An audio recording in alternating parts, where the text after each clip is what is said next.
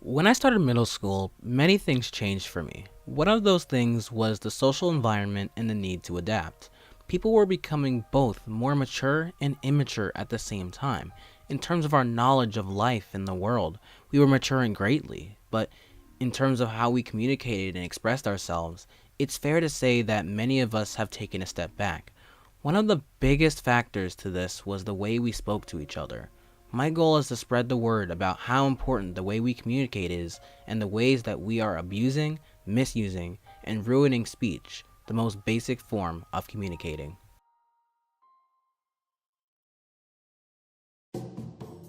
The best way to explain what that entails is by highlighting three types of speech that you may be able to recognize. The first is profane and sexual speech used at inappropriate times. Everyone should understand that profane words are strong and impactful in speech. In today's day and age, we use them as if that's not their intended purpose. When someone could easily say, "The heck?" they'll instead say something else, meant to display the same message, just unnecessarily stronger. An article by Time goes deeper into why and when we use such words. This link and all other research material will be provided in the description. One statement I remember said, quote, "Like any powerful tool, these words can be used, quote, for constructive or destructive purposes," Bergen says. They are generally inspired by taboo-ridden domains, sex, bodily functions, religion, and words describing other groups' people, end quote. Essentially saying that each of these words can be used in two different contexts, the destructive one being the one you're familiar with. Sexual terms have a similar case. As middle schoolers, or even adults, when we learn about the ways of sexual intercourse, it can be intriguing. Talking about it isn't a bad thing, it's a natural part of life, but when we like to repeatedly make sexual references at inappropriate times, that can come off as offensive. Not only that, but we as people tend to interpret things sexually that aren't meant to be. One example is the phrase, "do it." It is common for this term to be used to describe the act of sexual intercourse, slang in other words. When we create what I'll dub as hidden meanings for certain words and phrases, it can make using them normally difficult due to the chance of misinterpretation. This certainly isn't the biggest problem in the world. People have grown to accept and embrace this kind of speech, but that doesn't mean it's right. There's a massive library of slang terms that keeps growing each day. Websites like Urban Dictionary dedicate themselves to finding and teaching people them all. Just by typing in, "why do we sexualize everything?" you'll get a large list of articles that go into detail about the psychology of such, as well as personal stories. Not all slang is bad, some terms being very clear and distinguished. But if we get to a point where we have too much slang, we could have a situation where there are two different versions of each language, traditional and an unnecessary slang version. If that happens, it ruins what speech is supposed to be, the most basic form of communication.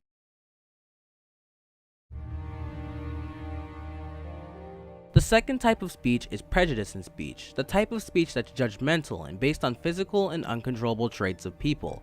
The main two categories are gender and race, physical traits that have certainly formed more drama and problems than you can count, but there are of course other physical traits that impact speech as well. Day to day, I hear a ton of comments that are directly related to one's skin color and heritage, myself being guilty. I won't give a random example here, but rather how I've been discriminated, sort of. For a bit of time during the end of 7th grade, an 8th grader on my bus repeatedly told me to, quote, "pick up the cotton," referring back to slave times when African Americans did just that. Did it cause me to have a mental breakdown or anything? No, but I won't deny it was annoying and somewhat disrespectful. He was biracial, meaning his relatives possibly were slaves years ago. I find it horrible to make jokes of oppression faced by those that could possibly be your own ancestors. It certainly made me feel uncomfortable as it devalued the troubles my ancestors went through being an African American myself. While I'd rather not go into racial prejudices and stereotypes, I do have a bit to say regarding sexual ones. I want to make it abundantly clear that your gender determines nothing about you rather than your physical and biological attributes. Any other traits associated with a specific gender aren't real. To put it in relatable terms, dolls aren't just for girls and trucks aren't just for boys. Yes, this is, or at least should be, common knowledge. But if it is, then why does your sex so majorly affect how people talk to one another? Kids still believe that they can catch cooties from touching the opposing gender. Something we can't just put on kids because they had to learn about that stuff from somewhere. I'll tell you what it all comes back to. Double standards. Remember how in the past women and colored people were seen as inferior to that of a white man? Today we put in place measures to ensure that everyone is treated equally, but that doesn't equate to full equality. For an example, in middle school when two girls hug, it's considered fine. The worst that would happen is a teacher telling them to not have physical contact. When two guys hug, however, they're immediately called gay or joked about just because they're guys. Not only is that bad in itself, but why does that only apply to guys? Double standards. Just as a side note, after I had chosen my project topic, I wanted to delve deeper into such double standards, but it was unfortunately too late to switch. I've decided to incorporate that type of judgment into this project as an example of biased and prejudiced speech.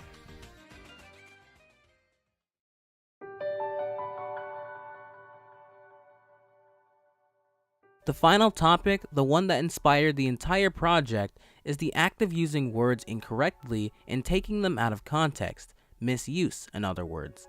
In my school, there are people who are gay, autistic, there are even those that endure the obstacles that are health-related issues.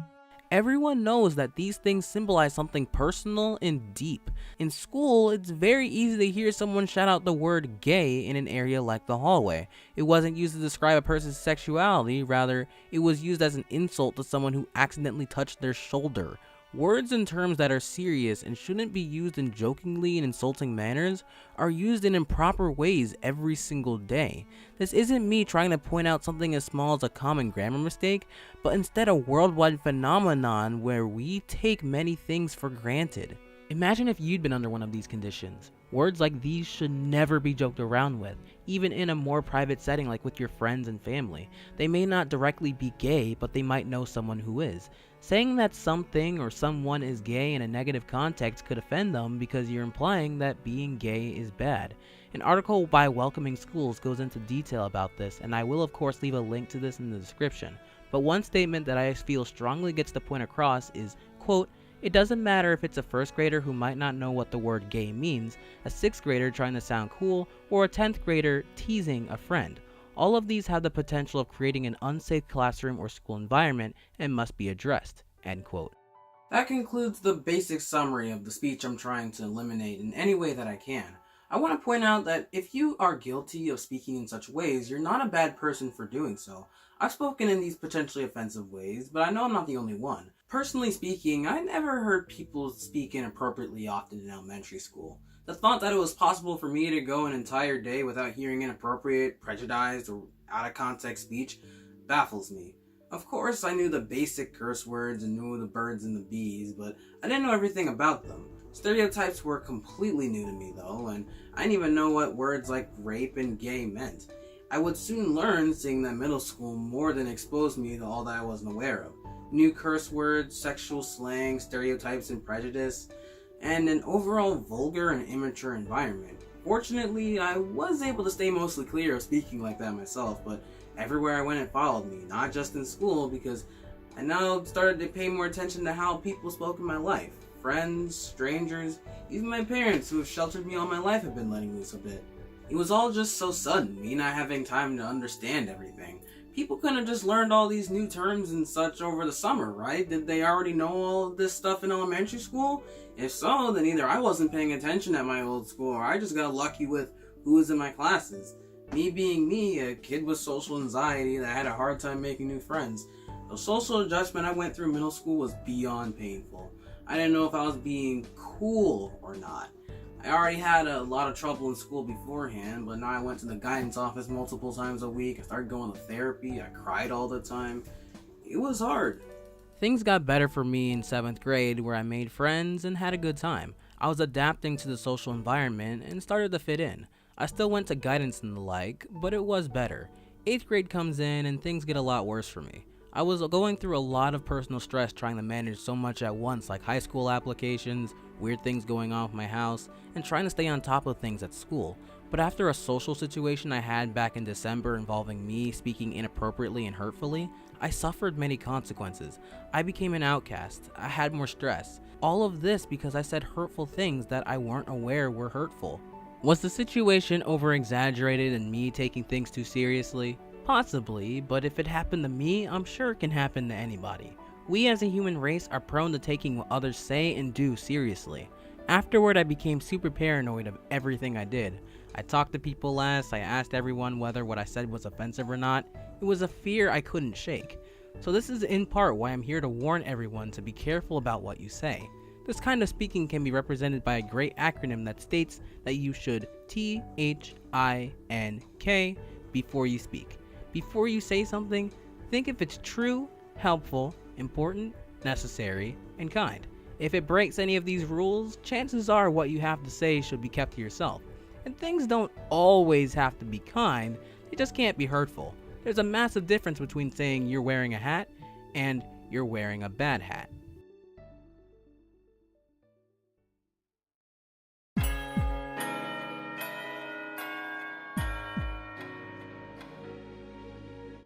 I feel that all I have left to do now is to give some of my final thoughts. Like I said, the misusage of words in speech is a part of human nature. It is impossible to solve this problem, regardless of what anyone says. Nevertheless, we can still try to reduce the problem. By changing not the way we are, but how we verbally express ourselves, we can make the world a more socially accepting place. I'm not saying never make a sex joke ever again. I mean, come on. Many of us watch Friends and that's most of the show. I'm just trying to encourage everyone to be considerate of those that they are around.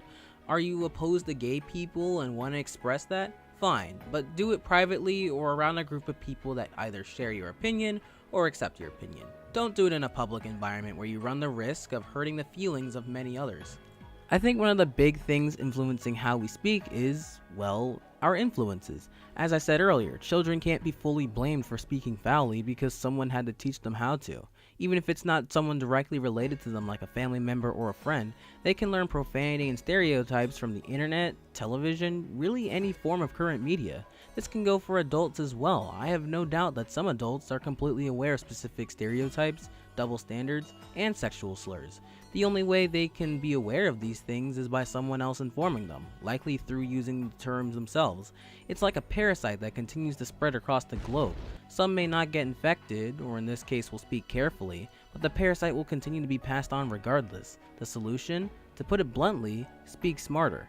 You see where I'm getting at here? The biggest contributing factor towards the usage, or should I say misusage, of such words is the continued usage and spreading of the problem. The only way to solve this problem is to come together as a planet and try to be more considerate when we speak. Not to sound cheesy or anything, but it's the truth. I started this school project knowing that by working by myself, it was required that I collaborate with other groups doing different topics. To elaborate, this video is the main element of my Changemaker project, a graduation requirement for 8th graders in the STEM program. The goal is to make a change in the community. Other groups tackle topics like hydroponics, LGBT equality, and many others. I knew from the beginning that my topic, being on how we communicate with others, ties with just about all social justice topics that you can think of. LGBT discrimination, racism, sexism, discrimination of the disabled. The way we speak to one another invokes all of these different topics, and that's why this is an important topic. It's the foundation for where all social injustices begin.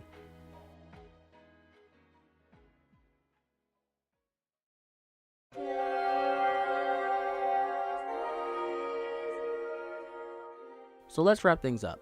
Profanity, sexual slurs, prejudice and stereotypes in speech, and derogatory terms flood the air that we breathe. It can offend many by simply devaluing a serious topic, whether that be the opinion of gays or the discrimination of males and females. It's not to a point like it was in the past, where races and genders had separate rights and other problems such as gays being perceived as different and wrong in their actions. But don't let that fact distract you from the truth that these problems still exist, just in lighter scale. This problem only continues to grow due to the continued usage of these words in public, and though we'll never be able to fully dispose of the problem, we can work towards reducing its impact. Will this video make an impression on you all watching at home? I hope so, but we can't be sure. Regardless, I'll end this with a reintroduction, if you will, after this long rant of mine that I'm so appreciated you all stayed to listen to.